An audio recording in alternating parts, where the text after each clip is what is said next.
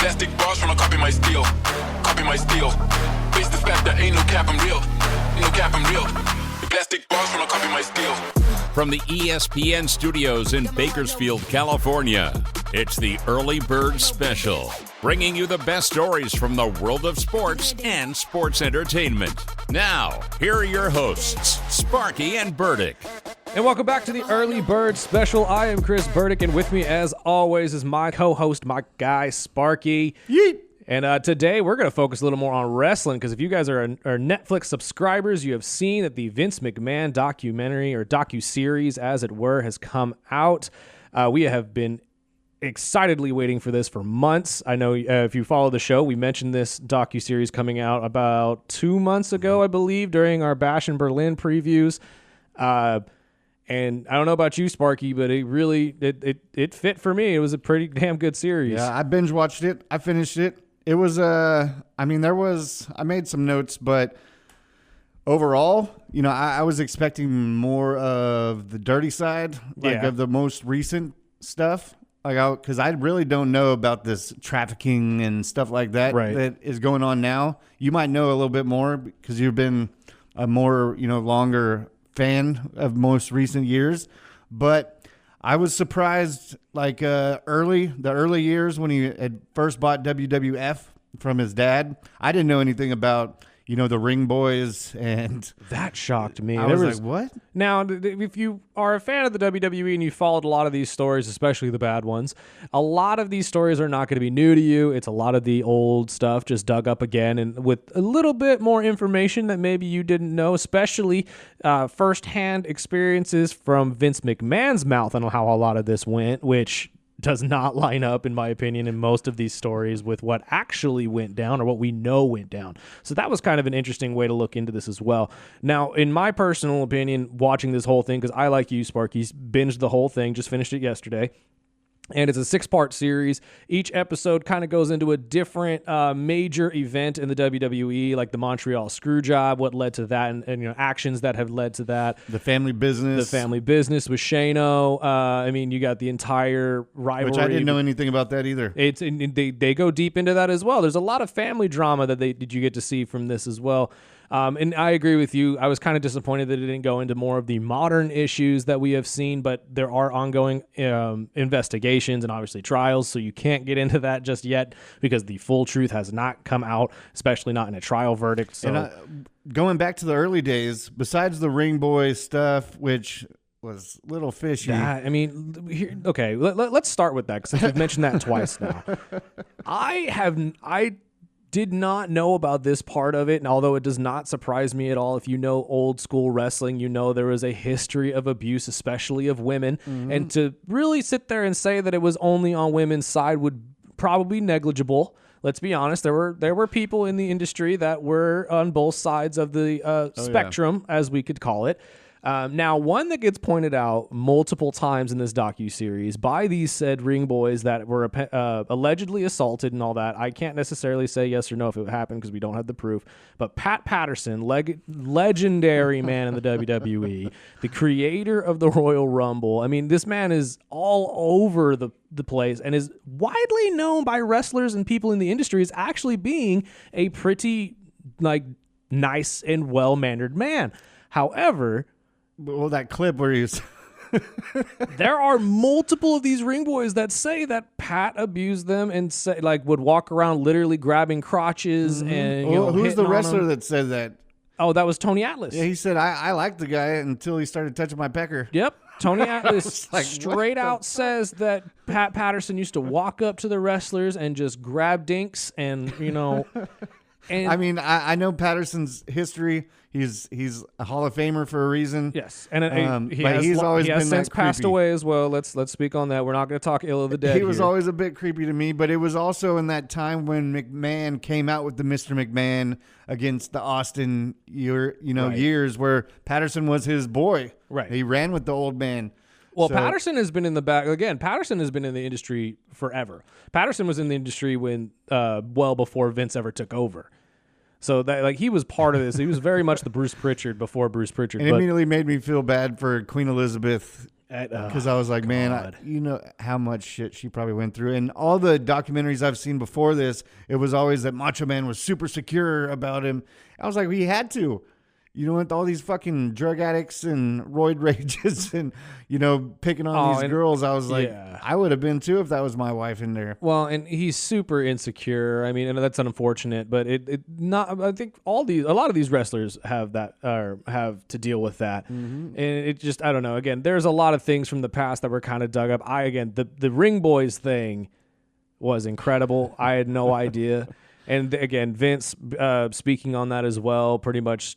Not denied it, but said like he had no idea about it. And well, Patterson was gathered up in that name right when it was going on, and Patterson was the only one that was able to come back because Vince stepped up and he's like, "No, that's my boy. And he wouldn't do that." Now, but see, here's the thing: there was the situation right after that he does explain where they had to let Pat go, and he does reference saying that it was a witch hunt.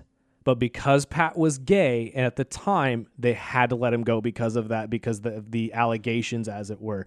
That shows me that Vince did that to save his own ass. Oh, yeah. Vince knew about it and said, we're just going to let you go and pretend like none of this ever happened. Which, you know, it also made me...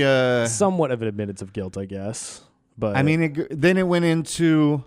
Everyone knows if you've watched any of these documentaries, but you know, the late 80s when all the steroid stuff came out and all these reporters were, you know, these wrestlers are just, you know, fake athletes. And, you know, one of my favorite parts was that old school wrestler slapping the shit out of the reporter. Yes. You think wrestling's fake? And slap the shit out of him. And that absolutely caused such a turmoil for them too. Cause that reporter obviously turned around and sued, claimed that he had irreparable ear damage, like from the slap and all that other stuff. I might not be able to hear it again. Now, on the since we're transferring over to the steroid part of all of this, Hulk Hogan, piece of shit, absolutely, but he's talked to and referenced throughout this portion of the docuseries, obviously, and he had a situation that completely botched this, and I wanted to ask you this. But his entire thing of going on, what was it, Letterman or something? I can't remember what show it was. Oh, the big ear dude? Yes. Or no, because he did Letterman first. Whichever one he went on, and then vehemently denied ever doing steroids. Yeah. Like obviously, that came out later to be completely false. Of course. What made me laugh about the docuseries, though, is they set all of this up where Hogan's sitting there talking about it, saying, I just went on the show and told the truth. I did everything that I was, you know, I should have done outside of listen to what Vince said. Because Vince told me just to lean into it and that I do steroids and all that type of stuff. But I decided, I'm going to go this way and make it, you know, what my character would do. His ego. And then the line of wrestlers and people from the background that all said right afterwards, I stuck him with the needle multiple times. I've given him steroids almost daily. I've done this with Hulk Hogan since he got there. It just absolutely. And you could tell. Oh, my God. I mean, I remember the 24-inch pythons and the take your vitamins. And I bring this up to bring up a point that, in my opinion, this docuseries was, I think it was shifted at one point during its creation. I think when this docuseries began in 2022, which does explain in the very beginning of the docuseries that this was most of these interviews are old. They're about 2 years old pre what's going on right now with Vince McMahon after the TKO and all that type of stuff. So, and then they show that weird ass clip where Vince is like, I can't tell you everything. Yeah, exactly. I can't tell you these truths. And they start with that because that's what the very first episode is, very much building Vince and his background and stuff like that, with his abusive stepfather and his mother who allegedly sexually assaulted him, and that his father came in, his real father, who obviously ran the WWE, had money, came out of nowhere when he was 12 to essentially scoop him up and give him this lavish lifestyle that he's always dreamed of. Very, very, I don't know exactly what movie to compare this to, but very cinematic in a way. So you can see why Vince takes this type of cinematic thing very seriously, because it is very like realistic to him. But this docuseries after that episode really shifts to more of, this man ain't who you think it is.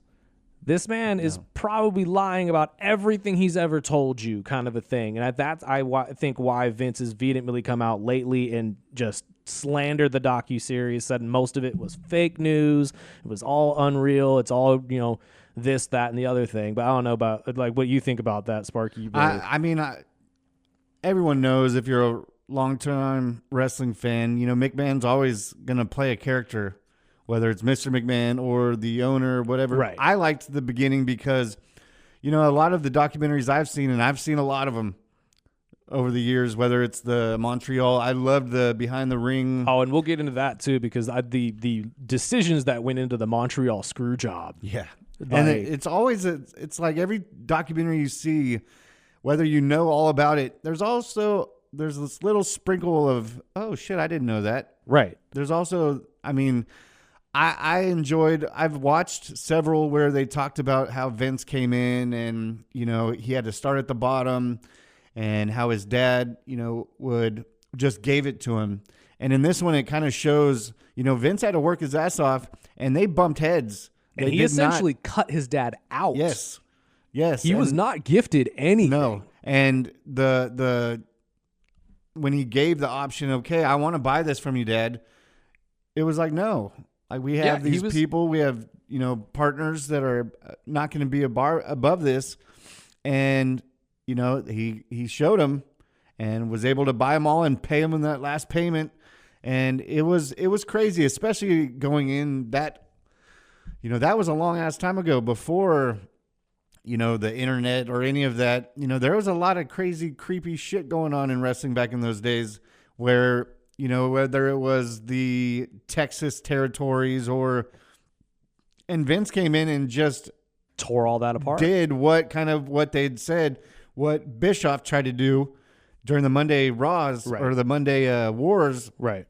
Where we're just going to take the best wrestlers and we're going to pay them better and pay them more. And that's how the Monday Wars started. Right. And Bischoff just didn't have the cojones or the mind to keep it rolling. He said even himself, he got arrogant. Yeah. He thought that he was just crushing him, and then the WWE pulled in Mike Tyson for that referee match WrestleMania with Shawn and Stone Cold, and it just turned the tides. But my thing was when Vince took over and, the steroid stuff, just in the last 10 years, I had a kind of a turning point with Hulk Hogan. I was a young 5-6-year-old watching Hulk Hogan.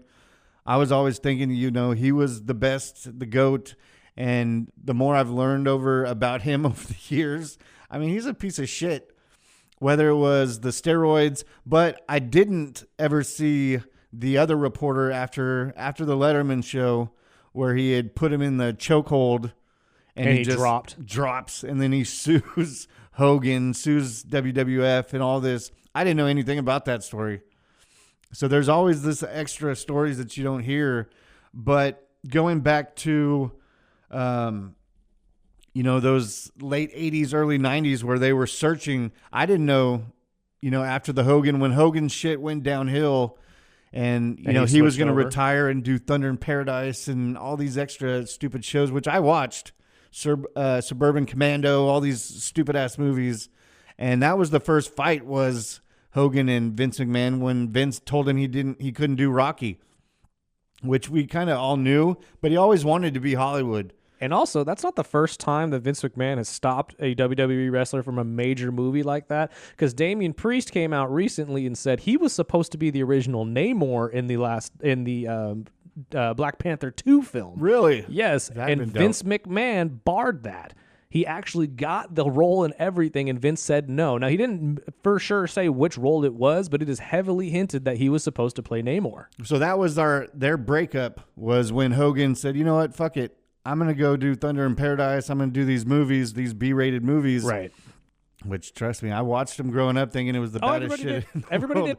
But when Hogan was working on the side, going to the WCW and not telling anybody, and he had asked Vince for his likeness, and then immediately had signed a big deal with WCW, and okay, that's when he was just a piece of shit. I'm sure there's stories that we'll never hear between Hogan and Vince, because when Hogan showed up in court about the steroid stuff, Vince thought he was shaking in his boots that Hogan was going to turn on him, and Hogan did the right thing, which I'll give him props for.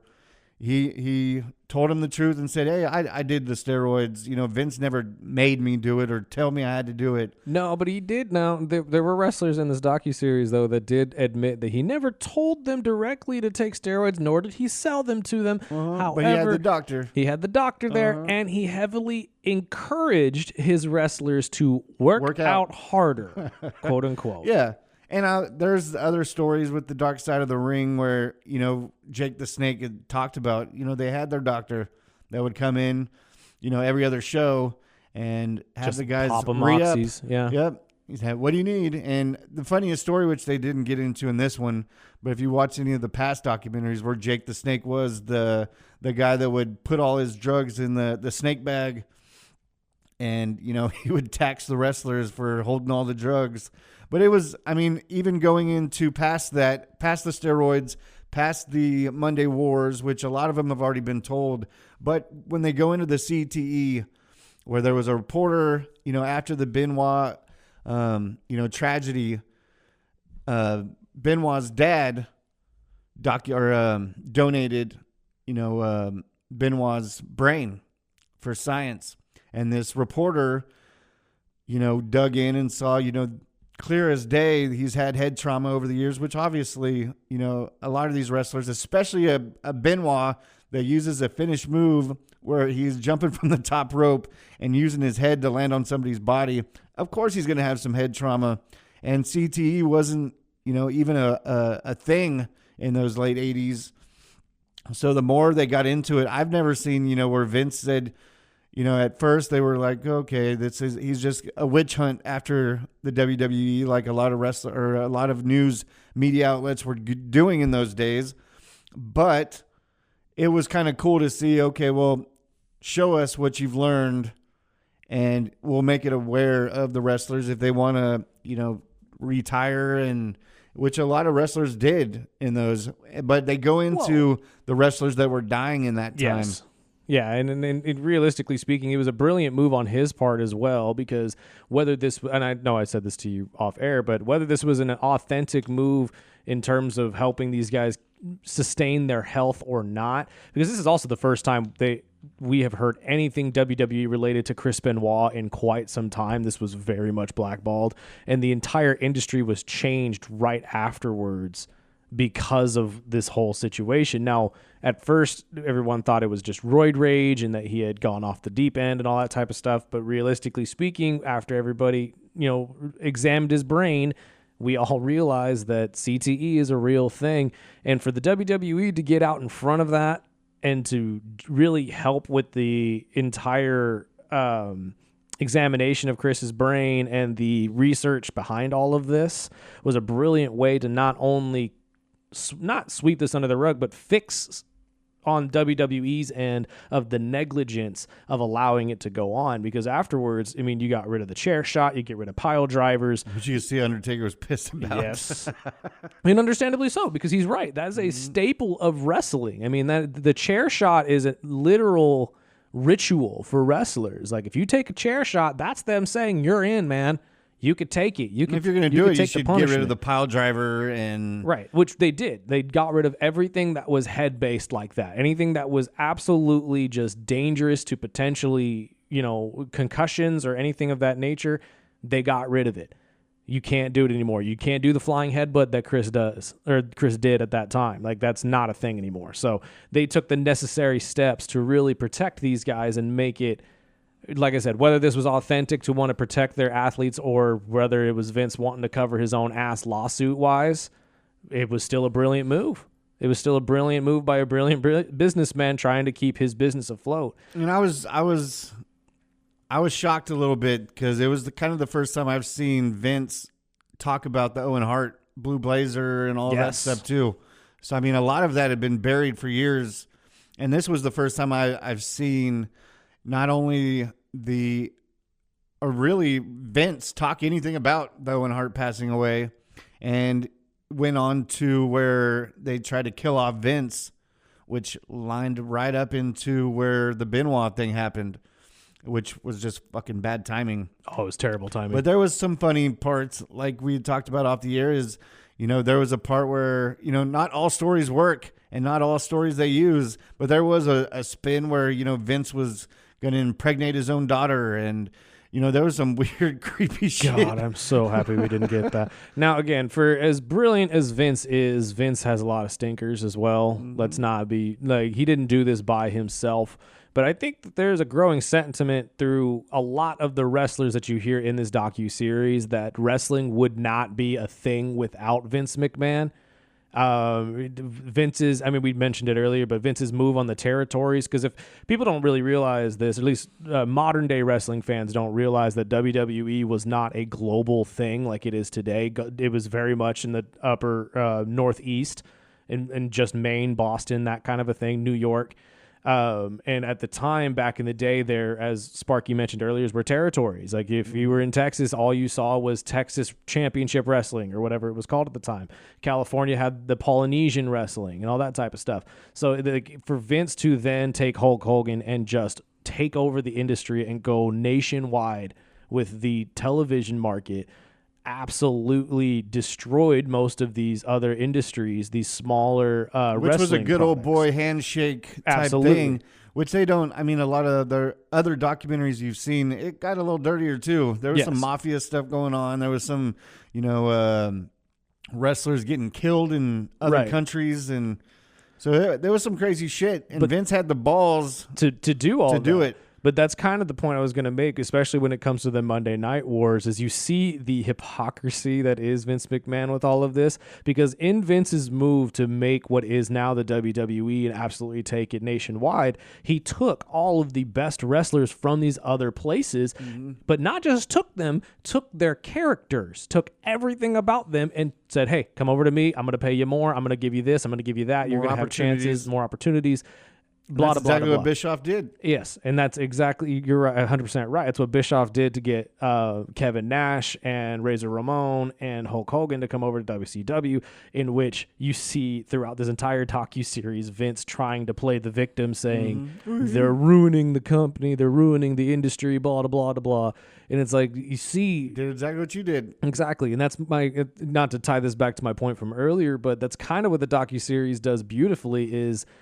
The Vince McMahon that you see in the ring might actually be the Vince McMahon outside of the ring. No matter how many times they say it's not. It is. Yeah. And you hear it from every angle, every athlete, everybody who's worked with them. I mean, outside of Shano. Shano was the only one that said it was a dramatization. Actually, no, I take that back. Stone Cold did too. Mm-hmm. But realistically speaking, Hulk Hogan, Shawn Michaels, Undertaker. even Stephanie. Yeah. All said, it's maybe a little dramatized. It's not though. I don't think it is, because I think wrestlers like Hulk Hogan, Undertaker, which were right hand man, to Vince for decades, who would all take a bullet trust for the them. man. And they'd said, you know, Mr. McMahon and Vince is pretty fucking close. But see, that's why I wish they would have grabbed those people for the end of this series, because as we're moving into this, obviously past the Chris Benoit stuff, we get back into how they resurged with John Cena and Randy Orton and all that type of stuff. And man, do you see how small Orton was? Yes, he was. He was tiny back then. And that's what I'm saying. Like I had to rewind it a couple times. His transformation in his career has been incredible. But regardless, you go through all of that, you get back to where the WWE was, back into he took it back into the more TV PG era, away from the Attitude Era, and it started to flounder a little bit. And then the last episode gets into more of the modern stuff of the merging with the UFC and the TKO. And actually, that's another thing I wanted. Oh, that Shane wanted him. Yeah. I didn't realize that Shane and Vince had a chance to buy the UFC before Dana. Mm-hmm. That would have been interesting. And Vince was against it and said you'd have to kill me. Yes. And that was a little fucking strange too when he told him he had to grab the knife and cut him right here. And I was like, what? That is the funny thing that I was going to bring up when we were talking about his dad, because Vince very much, when it comes to the takeover of the WWE away from his dad, was very cutthroat in a way. Mm-hmm. The way he presented the deal was very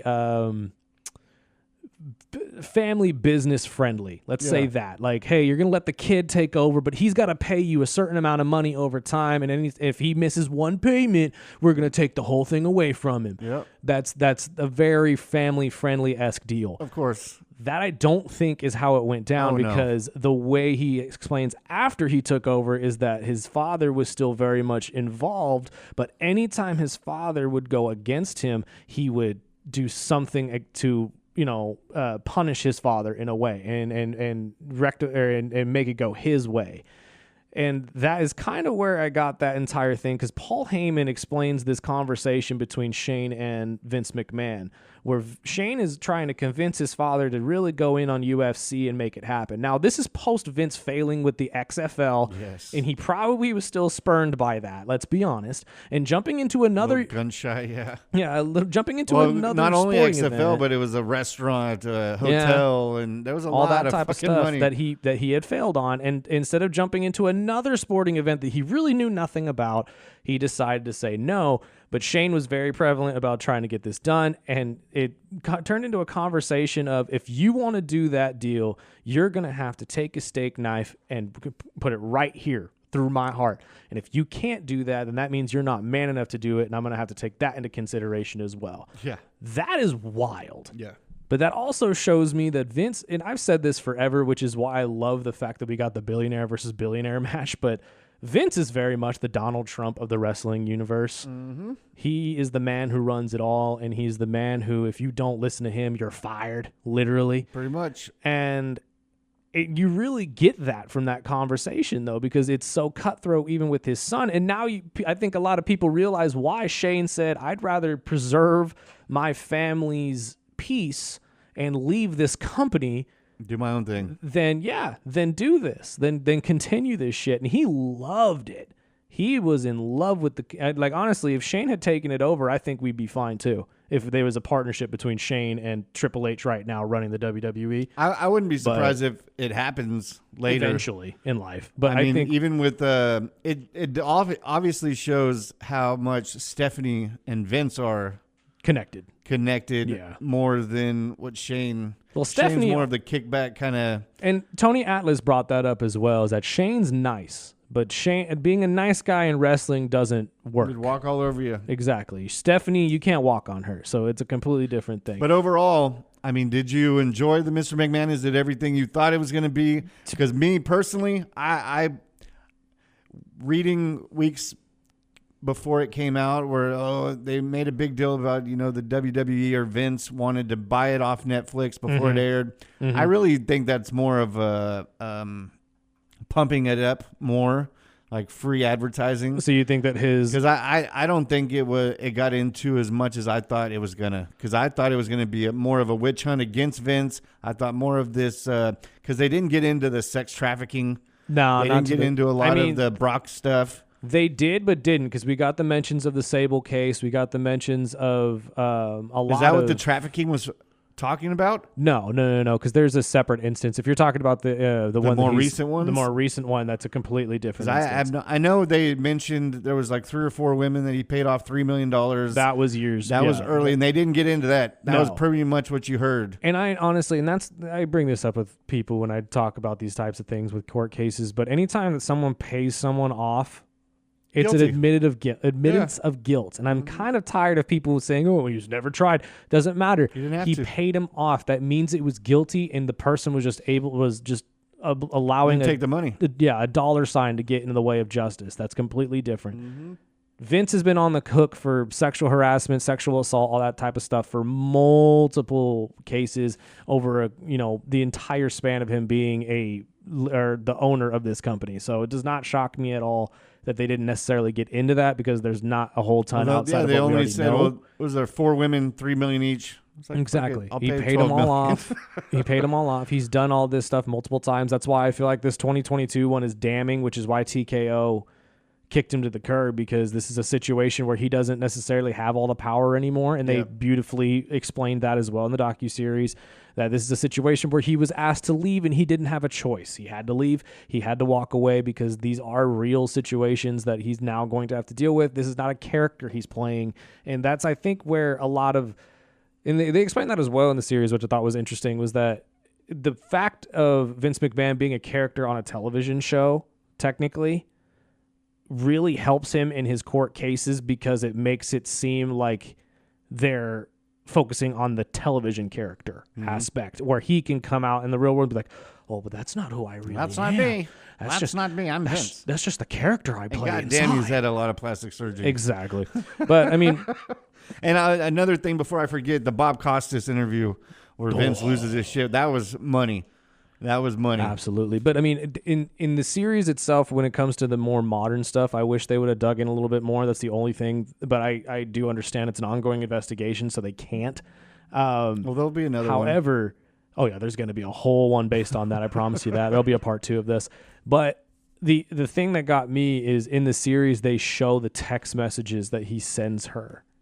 Oh, I didn't see that. Oh my God, are they? That he sent who? The girl that's currently suing. Oh, him. really? I don't know her name. I should have wrote it down. I totally forgot. But if you go to the very end of the last episode, when they're talking about the entire situation, there are actual texts that he has sent her. It's a long text message that's vulgar and just sick and just, oh my God, it's terrible. Like it's essentially he's showing off pictures of her to the tech guys at the company, and he's claiming all the tech guys are going crazy over her, and then he's telling these 12 guys that he counted out that she would have sex with each and every one of them, and they could have, like, it could be a 4-way kind of a thing, and like he's like essentially pimping her out. Like it's absolutely disgusting. So this man is not, like, Vince is, trust me, this to me was a hit piece. Like, I know you don't feel like it was enough of a hit piece. I didn't see that part then. No, but I'm telling you, if you look into the nooks and crannies, especially the videos of all this, like what they're showing,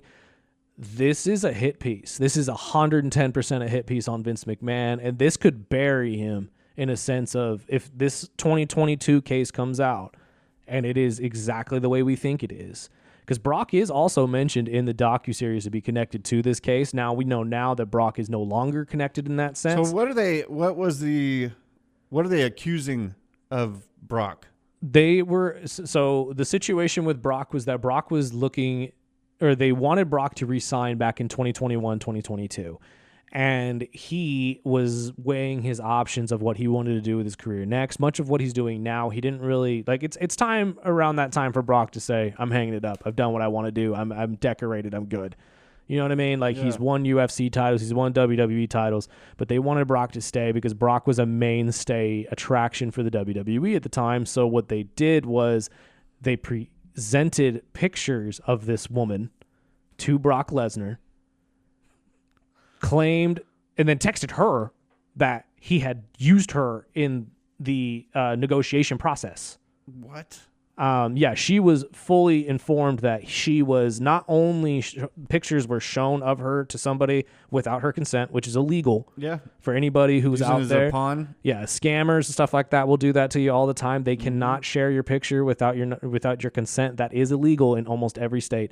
As well as that she was part of the deal, that sexual acts, if he wanted them with her, because the point, Vince had told the girl that Brock liked what he saw, quote unquote.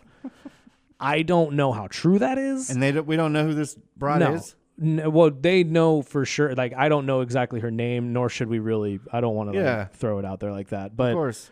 She is definitely being, like, trafficked like that. So it's at this point she is being passed around by Vince and her friends, and now to being offered to not only just athletes but tech people, and then told about it.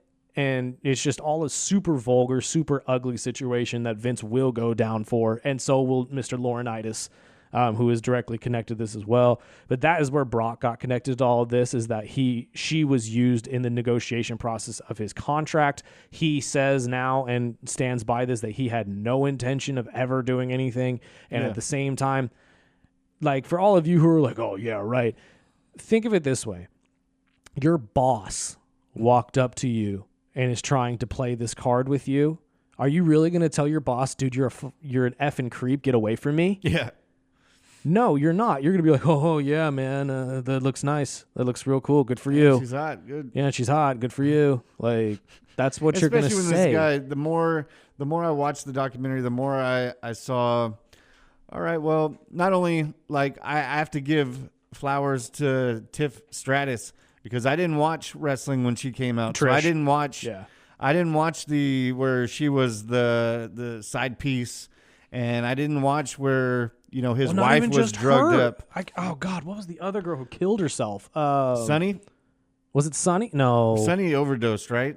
Yes. No. Okay. Yeah. Sunny. Okay. I know what you're talking about, but that's different. I'm not talking Because I about watched her. when Sonny was there. I watched when Sable was there. But once it got this into was the a more weird shit recent after, girl. This was the one the blonde that they referenced directly in it from like the 2000s that unfortunately killed herself after. Really? Well, she accused them of sexual assault. And I'm trying to remember her name, and I'm drawing a blank. I could see her face right now, but there were actual promos of Vince making her cry. And like it's just really bad. And then you realize that all of that was actually happening behind the scenes. And it's just like, it's what I'm saying. Like I didn't see that one. I'll find it right now, but it's definitely in the docuseries. I just can't remember. Was it Ashley Masters? Yes, Ashley. Massaro? See, I don't know who That's that is. exactly who that is. Yes, Ashley is the one who unfortunately And then took her own life. Not to take it to the side, but who the hell? What happened to Sunny? Did she had a drug problem or something? I didn't know. Can't remember. Do you remember Sunny? Or was that before your time? It was probably before my time. There was a tag team with the blondes. There was two wrestlers, and she was married to one of them, and it got deeper. But I'm not going to open up that can of worms. But yeah, it got weird. But just to know, Trish Stratus, she had her own head on her shoulders. I'll say she knew how to take the business. A lot of these women, like Sable, after making her bank, and they don't mention she got a Playboy. Yeah, none of that ever gets. She mentioned. was making some serious cash. But I mean, that doesn't necessarily mean that it doesn't make it better. No, her allegations were still probably very true. But she came back. I know, that's the thing. You're really making yourself look like a money hungry whore. A little bit, just a little bit on that one. But I mean, we can talk about this documentary all day. I mean, yeah, but overall, at 1 out of 10, I would give it a solid 8. I give it a solid 8 to 9. I mean, I enjoyed it quite a bit. Unfortunately, there's not. If you're a diehard wrestling fan like we are, and I've watched a lot of these docuseries over the years, a lot of the stories that you're going to hear. Yeah. But like I said, there's a little bit of a twist because most of those stories and most of those documentaries, you didn't get Vince's side to most of this. And then you really get to see how Vince likes to twist a lot of the words and ways this went about, like the whole streak situation with Undertaker and Lesnar. Vince McMahon, claims that the Undertaker was emotionally upset that they went to him at the end of the game or at the last second and told him the streak was over when they're putting Brock over. When in all reality, what actually happened was that Brock Lesnar dropped the Undertaker on his head directly and gave him one of the worst concussions he's ever had. And the man was literally unknowingly wrestling for the next 25 minutes of his life. Yeah, and he was playing it up like, oh, he was fine. And good for him for being able to step up, But overall, I liked it. I would, if you haven't watched it, I would definitely, if you're a wrestling fan, check it out. There is little bits and pieces that, there was a lot that I could have fast forwarded through, but there was also a few times that I caught myself rewinding it. It was like, what the fuck did he just say? I didn't know. A lot of the fun things that I like about wrestling is going behind the curtain, whether it's whoever is doing the stories or, if there was beef that you didn't know about backstage. Like, right. I grew up as a big-ass Ultimate Warrior fan. Over the years, I've found out, well, he wasn't that big of a wrestler. He wasn't that good of a wrestler. And he didn't have a good relationship with a lot of people in the back. But, just like when they were saying, when Hulk Hogan passed along the torch, you would say, to the Ultimate Warrior, which I believe was a SummerSlam, there was other wrestlers that they were looking to see to replace Hogan. Right. I didn't know it was Dusty Rhodes, and Dusty Rhodes had his own story. What this world would be like if Dusty actually was chosen. Right? Cody wouldn't have a story to finish. No. And I liked the couple times that they went to Cody to talk about it. But there was also, I remember the Lex Luger. Yeah. I wasn't a fan of Lex Luger. No, I don't think a lot of people were. But I remember when they did the debut and he had the mirrors around him, and And, there's a lot of stories when you get into the Lex Lugers and the, Miss Elizabeth bouncing around with the other wrestlers. And, I mean, it's a fun time to watch. I would say if you're a wrestling fan, catch it. It's on Netflix, 6 or 7 episodes. 6 episodes. I would expect more of these documentaries to come out, hopefully. Much like it always is, there's stuff that is left out that obviously makes you want to know more about the situation. So I agree with you. There's probably going to be more coming out here. And I didn't know the WWE after the Blue Blazer and Owen passed. I didn't know the WWE sued the company. Yeah, that was the manufacturer wiring. for the cable and all that. But they kind of used a broom to act like they had nothing to do with it. If you watch the other documentaries about that night. They all tell him differently, which is the weird thing. He didn't feel safe around it. He didn't want to. And then there's ones that said he was late to Which they don't check even in. mention that. No. They don't mention any of that in this one. They just mention that he fell from the rafters. They really don't go into that at all. Now, the part of that story that I didn't realize was that the lights were off when this happened. Yeah. I didn't know that. I And they thought were in a people commercial witnessed break. it. Yeah. I knew that part. I knew they were in a commercial break. I didn't realize the lights were literally out. And I remember, them wrestling the rest of the matches with his blood on the mat in the ring. I was like, dude, that is No, and that's the thing, dude. Like he explains his rationality for continuing the show after that. And I don't care what he says. If a man just died in the ring, you cancel that show.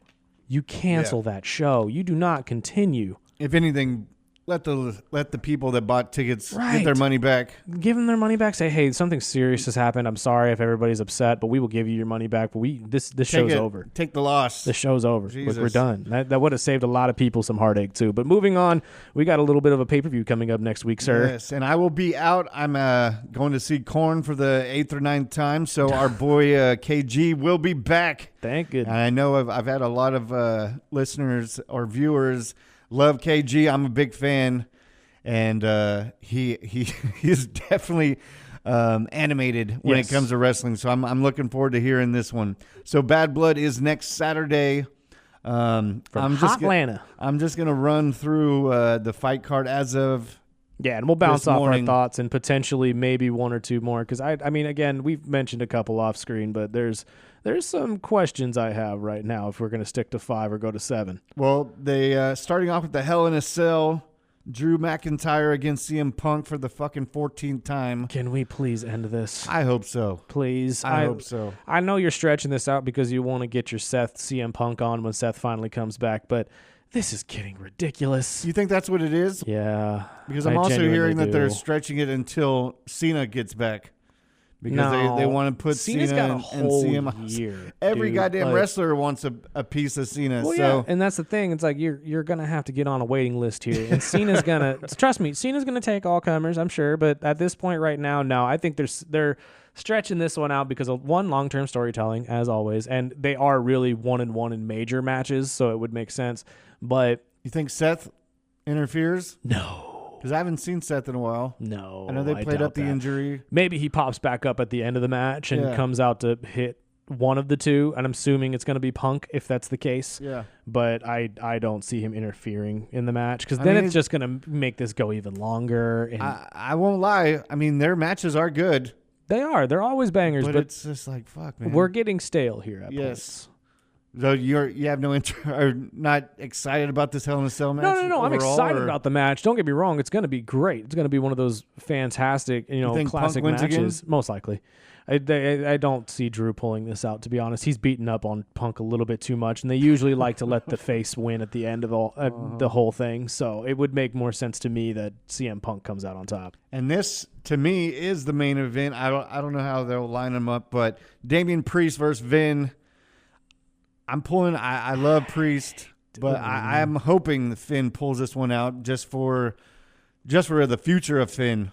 Dude, I agree with you because now again, context of the storytelling coming into real life, Finn Balor has been complaining that he has become a sidekick character to a Damian Priest. Personally, kind of think that that's where it was kind of going for the last couple months. So I agree with him 110%, especially with the tag titles being around his waist. He needs to be away from the tag titles into a singles title again. And to be honest with you, I think the best way to really not only catapult this storyline in a sense of Finn's career and moving forward, but Damien's career moving forward, I think a outright win by Finn in this would actually work out pretty well. Yeah, but what do they do after this?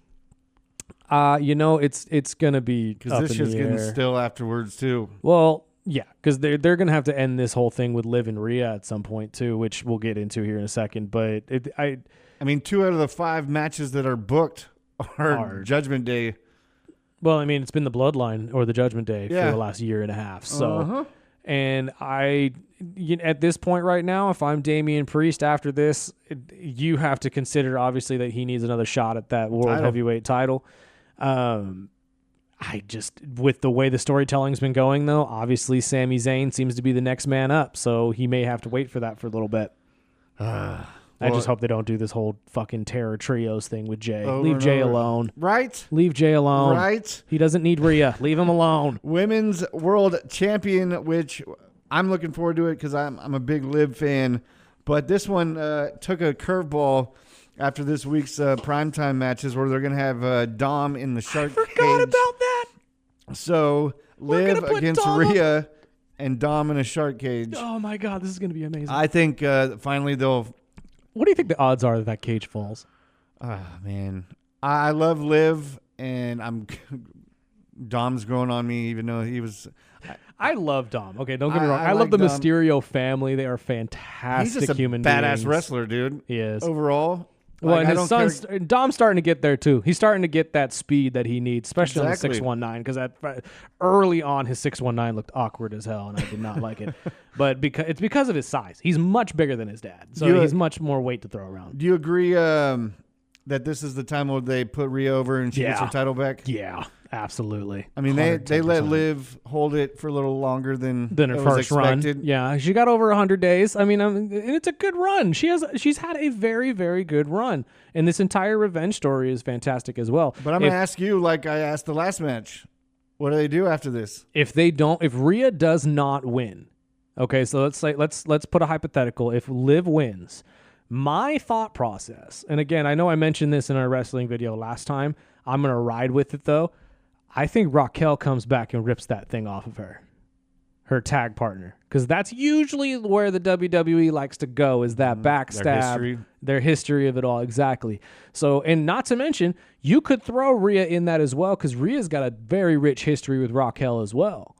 So you could get a triple threat match if you absolutely wanted to go that route. But personally, I am going on Rhea's side this time. I think Rhea is going to end up winning, and if that is so the case, I'm not sure who the next person would be in line to take on for that title, because you also have to take into account if Rhea's going to be a face or a heel after this, because she can go either way.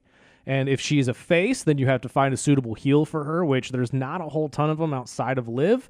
And if she wants to go the heel route and you got to find a face for her, Raquel could be a nice one to start with. Or if they have gotten this contract dispute done with Becky, bring Becky back.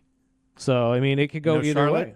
Or Charlotte. I don't know. That's the one thing. Charlotte's healing from an injury, so that's more of a wishy-washy thing. Mm-hmm. I would love to see Charlotte and Rhea again, though. Charlotte and Rhea at WrestleMania 30, I think it was 39, was incredible. So I would love to see that run back. And 2 out of the 5 matches for Bad Blood are the women's championships. Yes. So the other one I'm going to go over, which I'm so sick of fucking Nia Jax, but Nia and Bayley, which Bayley's growing on matchup. Me. When she runs, is it just me? Is it looks like she's running in slow-mo? Yeah, she's got a little bit of a strut. But dunk. Well, but I mean, like, okay. I love Bayley. I love... ain't no way Bayley's winning this match. You don't think so? No. Ain't no way. And they've been pushing this Tiffy thing. I love Tiffy. She's one of my favorites too. This is the interesting part to me about this one was on Friday when you had that entire conversation between Tiffy and Nia, and then you get the choke out and you see the actual fear in Tiffy's eyes, which great job on her part for that. But now we're starting to see this little brutal, like ruthless Samoan queen that is Nia Jax. Yeah. And I think that is going to cook. I think that's why they're going to keep this belt on her for a while. She'll probably run through both Bayley and Naomi. most likely next. I love Naomi too. I do man. too, but I don't see it. That's the weird That thing match about between Naomi. Bailey and Naomi was dope. I need to see her with a title eventually, which is why I desperately need them to bring in this female U.S. and intercontinental titles, because we have so many women on this roster. I say we. Talented. The WWE has so much talent in that women's locker room. You've got to get some more belts in here, man. These women deserve it. They're kicking ass. And the fact that you only have one tag belt for them, too, And they need to split them. I think they need to split them up, too. I think, Bianca and Jade, we can get into that later, but Because that's dope. coming eventually. I think they've been letting Bianca kind of take Jade under her wing and show her the ropes a little bit. And what's the go ahead? Sorry, Jade hasn't been in this industry for that long. No. So she's still learning. So like She's dope. She's big, she's strong, and she's got a lot of talent and potential, but I think they needed someone like Bianca to really... Can you imagine her fighting Nia? It's coming eventually, I That'd be dope. guarantee you. That's why I'm honestly going to say, like, I don't think Nia's going to lose this belt for a while, and I think she'll probably lose it to somebody like Jade Cargill. Really? I think so, because I think Bianca Belair would benefit more from a heel turn, but we'll get into that in a I different did see a episode. tweet last week where Bailey was giving flowers out to Liv, and I was like, okay, how could they move that into something? Because that would be a cool fucking match too. But That would be. my question is, when is it Tiffy time? That's going to be the question mark. Because I'm sick of waiting. But see, here's my fear. I think Tiffy's going to be the first ever woman to not be successful. Really? I think that's With her going to cash happen. in? I think because it's coming, man. Someone's got to be that person. And honestly, it's not in the WWE. That's kind of the beauty of this industry. It's not a bad thing to like have something bad happen to you. Like, take this. Oh God, what's his name right now? I'm drawing a blank. The Italian guy. Used to run with Imperium. Da Vinci. With Da Vinci's entire 3-second pin a couple weeks ago against Apollo. Granted, embarrassing as fuck. You lost in 3 seconds. That sucks. However, that now created an instant rivalry with Apollo Crews, and you get instant TV time because now everyone's talking about you. So it's not a bad thing for something bad to happen to Tiffy. If Tiffy is the first woman to not be successful with a cash-in, now, granted, yes, that's a little bit of a mark on you, but that can now be used against you in every other instance and create heat for you. Yeah. And that's a good thing in the industry. And what's the chick's name that's gonna do the trash match next week? We're on Friday. Meechin and The other Chelsea chick. Green. Oh, I love that Chelsea Green is fantastic. Her husband is actually a former WWE wrestler as well. And Really? is Matt Cardona, who is the king of indie wrestling right now. He really is. He's crushing it, man. And honestly, there's rumor he may be one of the surprise entries this year to the Royal Rumble as well, because he can technically sign with whoever he wants. So, And one of my predictions, which should be coming soon, it's time to get Damage Control them titles. they're coming back. They are so badass. Like, We need overall. Asuka to come back, though, Yeah. because I don't know if I want the Kabuki Warriors with it or if I want Io and Kyrie with it, because Io, in my opinion, is much like, well, Io's in the same boat as a lot of these other women who she is an absolute wonder of a talent, and she needs that main belt on her again as well at some point. So it's kind of weird to see her with a tag belt, kind of like Finn Balor. Like, as nice as it is to give her gold, she deserves something better than that. Well, before I go into the main event, Again. who, Look, man. they've been cooking this Kevin Owens and Cody, which they did again on Friday when it was a return to Orton. been a thing when they fought last time? Right? What do you think? Well, let's go into the first or the final match first. Cody and Roman teaming up against Solo and Fatu. I think Solo and Fatu are going to win. I don't think anybody beats Fatu, I don't think so either. but that springs off. Okay, well, there's two different stories going on right now. One with Orton having to break up Kevin and Cody. Is that going to be the next story for Cody? And is it going to be time where Cody turns bad? I hope so. Me I mean, too. again, we've talked about this for months anytime we talk about wrestling, especially with Cody Rhodes. I love Cody Rhodes. I think he's absolutely one of the best talents on this roster. However, everybody needs a turn. Every so often you get stale as that pretty boy, perfect face look. And there's not a lot of people that can pull that off that aren't already legends. Because even The Rock, man, The Rock was not just a heel or just a face. He flip-flopped. Same with Stone Cold. Stone Cold, everyone just thinks of him as a face. It's like, nah, dude, like, you really watch Stone Cold's actions and what he does? He was a heel. He was a heel for the vast majority of his career. He just got away with it because people wanted something edgy. Because people liked him. Exactly. And I think that Cody could benefit from that in the sense of like Ric Flair did. Rick, everyone sees as a face the whole time because he's Ric Flair. He's the golden boy. Guy the whole time. But he was always the dick. He was always a heel. So why wouldn't Cody get that turn? You know what I mean? And Roman's starting to see that right now as well, as he's now turning face. And I think this, honestly, and I doubt this actually happens, but this would be interesting if they turn this into it, but could potentially be the moment for Cody to turn on Roman. Yeah. Like, I know we keep talking about the I whole... see that. Yeah, like Randy and Kevin are like, we don't trust Roman. We don't trust Roman. Why don't we trust Cody? Yeah. It would be a perfect time to turn him. Exactly. And not a lot of people be waiting for it. You could have them win their match or whatever. Say they win. Like, I don't think they will. I think Solo and Fatu will end up winning this. Yeah. But say they do win. Say Cody and Roman win. They're standing there at the end of the match. Roman's looking at Solo as he's crying on the side of the ring again like last time. And Roman's just be like, hell yeah, I'm the real OTC. You're next. I'm taking that Ulafala off your neck. And then right as he says that, Cody grabs the belt and goes, bah, right over the top of his head. Yeah.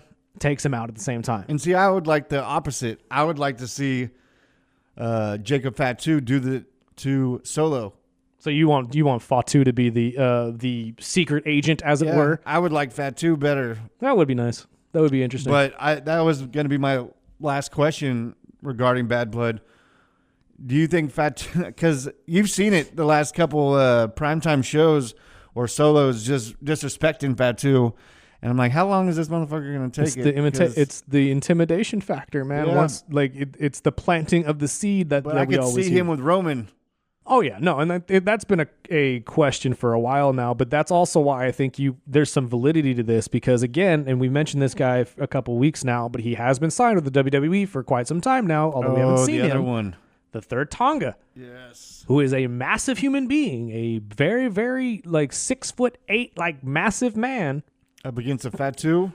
But see, here's the thing. Maybe Solo gets fed up with being disrespected with everybody thinking Jacob should be the man, not Solo. And then Solo casts out Fatu and says, my new enforcer, the big Tonga. Hurt his feelings. Exactly. And then we move on from there. And then that's when Fatu joins the other side. Because I think Zilla, the son of Umaga, is on his way as well. But he's got some time to cook in the Florida feeder leagues, as it were, at the moment. So if we flip it over to the other side, what do you think with KO and... This may go into another title match between KO and Cody this time, I think. Okay. And this time, actually, being pissed about it? Yeah, I think Kevin will actually have some with Orton ferocity. as the ref or something? That would be interesting. I could see that. Or just Randy getting involved at some point during the match. But I also feel like this could be the perfect time for Cody to turn heel, either against Kevin, using Kevin as that moment, or Roman, one of the two. So I think that's just kind of where we're cooking here. Triple H is the king of long-term storytelling. So, and that's what's been really doing it for the WWE, post Vince McMahon. So I think that's just where we're headed. And then it's weird to not see Gunther on with the fight card in this, but they're also stretching that one with Sammy. I think that's the point. I think they're locking in this 5 for Saturday. I'm gonna say now Monday's Raw obviously is going to be the main point, obviously, because if they don't announce anything that day, nothing's happening. But I think that the Sammy Gunther fight, and I'm going to bring this up too, the Intercontinental and the U.S. Championships are both most likely going to be defended at Crown Jewel after Bad Blood. And I say that because right now on SmackDown, they're really cooking this whole triple threat between Andrade, Carmelo, and LA Knight. Oh my God. And I think that's going to be incredible. Braun Breaker and Jey Uso is not over. There ain't no way, because if you saw the promotional videos this past week from Jay and the WWE with Jay with the belt, one of the matches of the year too. Keen eye me over here noticed they have not taken Braun's nameplates off of that belt. The title. That's fishy. That is very fishy. Usually it's a same day thing if they're planning on you holding onto that belt for a while. So realistically speaking, Braun and Jay not over. Most likely will be a re-up at Crown Jewel where it will cook. It will be one of the best matches of the night for them as well. And honestly, that with the U.S. title belt right alongside it is probably going to build up that Crown Jewel. That LA Knight one is bored to me. I mean, again, it's that Andrade and the Carmelo? 6 matches in a row is kind of an excessive. But these guys. That's why I think that they're really building this up for both of them to be a triple threat against LA Knight, because and most likely LA is going to win this. To be honest with you, as much as I love Carmelo Hayes, but I don't. See, it's the arrogance I get, but that's kind of with the Randy Orton character a while back too. So I'm just waiting for that. But I also think the same thing with I'm kind of over the big boys, the Braun Strowman and Bronson Reed. Okay, well we've seen this over and over and over. The rings broke. They're beating the shit out of each other. I feel so bad for Bronson Reed too, because he feels like he's such on an island by himself, and they have no idea what to do with him except just sick him on random wrestlers. And I'm just like, dude, you're so much better than this. And then the big boy, the big son of a bitch or whatever, Braun Strowman, and they keep talking about or rumors that they're going to team up with Wyatt. So. I'm glad you brought this up, because I know you brought this up in our last wrestling video, and I poo-pooed it because I had heard a interview with Braun weeks ago that shot it down, said he didn't want to do that. However, people who watched Raw this last week, you saw a very, very enticing recruitment video from the Wyatt Six to what I would assume was a Mr. Braun Strowman. Yep. So there might be a little bit of validity to that. And honestly, and we also got word that Alexa Bliss, the female additive to the Wyatt wrestling Six, figure? Yes. She will not be back until 2025. Okay. She's been out on maternity leave, so I've that seen makes these sense. little Easter eggs hidden in the back during interviews. See, she is, the little doll you see back there, that's the doll she used to run with. Okay. That's why I've always thought she was going to be the 6th member, because 2 women on the faction would be interesting rather than 5 men and 1 woman. Yeah. But I mean, again, it's really just going to see. Maybe that'll just be their next target. Maybe Big Braun Strowman will end up being Howdy's next victim rather than their next recruit. I've also seen memoirs of Kurt Angle coming back with American Made. I would love that so and much. I forgot the original Hulk Hogan when he came out was wearing an American Made shirt. Yep. And I'm like, oh shit, I forgot about that. Yep. No, again, there's little tinkers in there all over the place from Triple H, man. So before we got on the air, we talked. I was going to finish the show with 3 things. Yes. So I'm going to go through these so we can get back to our families and enjoy the last day of the fucking fair. Who the hell is AJ Styles? Okay, so I know you don't know AJ because you haven't been up to date on this stuff. AJ Styles is a WWE wrestler now who has been there for quite some time. He was a international superstar in New Japan, was one of the greatest independent wrestlers of all time for the longest time. He hails from Gainesville, Georgia. The man he's the phenomenal one. That's literally his name. He's just one of the best wrestlers there is, man. Really? Now, if you go back, I'm not sure exactly which PLE it was earlier in the year, but he had 2 very good matches with Cody Rhodes and PLEs for the title. Didn't win either of them, obviously, but he is just one of those talents that's very technically sound, very just, you see, there's a lot of Bret Hart in him. Really? I So he's a like technical wrestler. Very, very much a technical wrestler. I like to compare him to Bret because it's very old school technical wrestling, a lot of grapples and stuff like that. But then he has those moments of going and being flashy and being really just like captive to the audience. Like his Like a Seth? in a way, but not to the flamboyantness of Seth. Okay. Seth is very loud and vocal. AJ, not so much. Very much more constrained and like tough and rough and looking, and you know what I mean? But his moves, like the phenomenal forearm, it's a springboard forearm into the face of his opponent. Personally, I think he could do better, but it's just my opinion. Well, he's returning to SmackDown this yes, week. he is. Yes, he is. And I'm hoping the OC and Michin also join him as well, because they all have a faction together. They're known as the OC, I should call them. The Good Brothers of Gallows and Carl Anderson will most likely join him as well. But we'll see what will be happening. He took a little bit of a hiatus, went back to Japan to represent the WWE in a couple matches. So he's been out for 3 months, it says. Yes. Yeah. I mean, I think right away after his matches with Cody's when he went to Japan for those matches. I can't remember the man's name, but it was an incredible showing. And then he took a little bit of time off, as the WWE is now known to do, and allowing their athletes to take much deserved time to go hang out with their families and regain some energy for the next storyline. But this is AJ's return party here on SmackDown. I'm excited. I love AJ. I think he's one of the best wrestlers in the entire industry. So we will see what we will see, but it's been a good run for him so far. And the other one is a classic for me is the Saturday Night Main Event is coming back, I believe, in December. Baby. Yep. And that is going to be on NBC, if I'm not mistaken. NBC. Let me double check that. But because I know back in the day, which it reminded me during the Mr. McMahon, is that was what took over in the 80s, early 90s, when Saturday Night Live would take their break of the season. So it'll start on December 14th at 8 p.m. Eastern time on NBC, and so it's going to be 5 o'clock here. Yep, and what the fuck?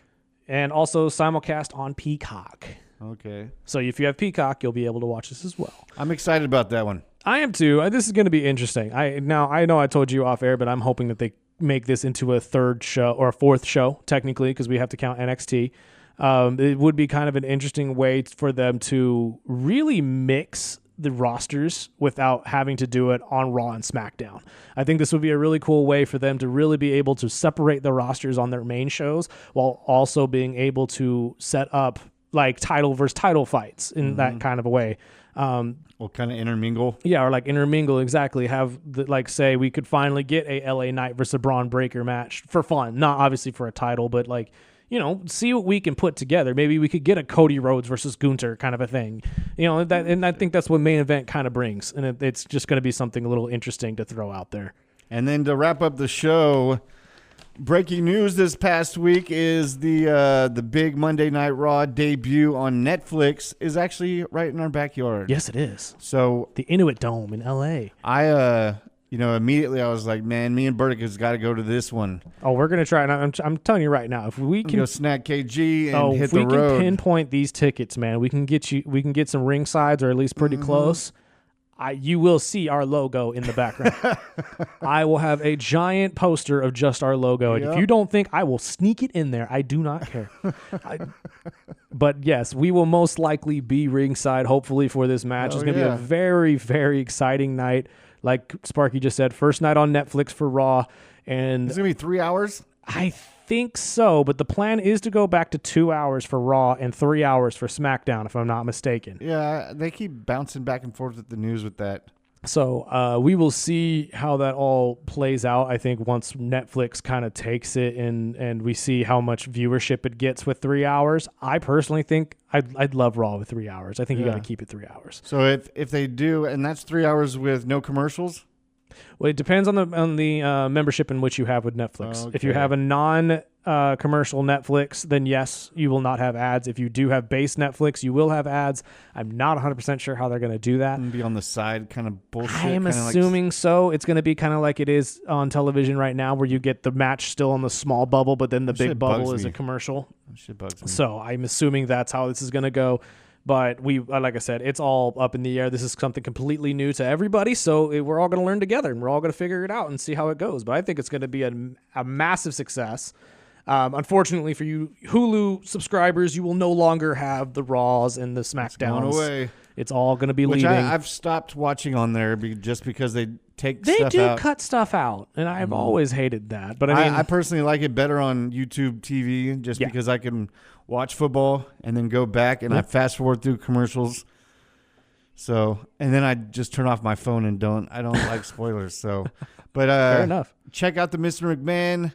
Check us out next week where KG and Burdick will wrap up the Bad Blood post. Absolutely. And I'm sure it's going to be an exciting one because it's got to be better than the last one. And if you have watched the Vince McMahon documentary, comment down below what you thought too. Give us your thoughts and your comments about the entire thing. Do you think it was a hit piece on Vince? Do you think it really made Vince look a little human? Because I'm not going to lie, that first episode did make Vince McMahon out to be a human being. Yes. So, and at the end, you'll have a totally different opinion. Absolutely. But check us out. We're on YouTube.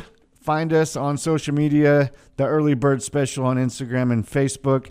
Enjoy your week, and we'll be back on...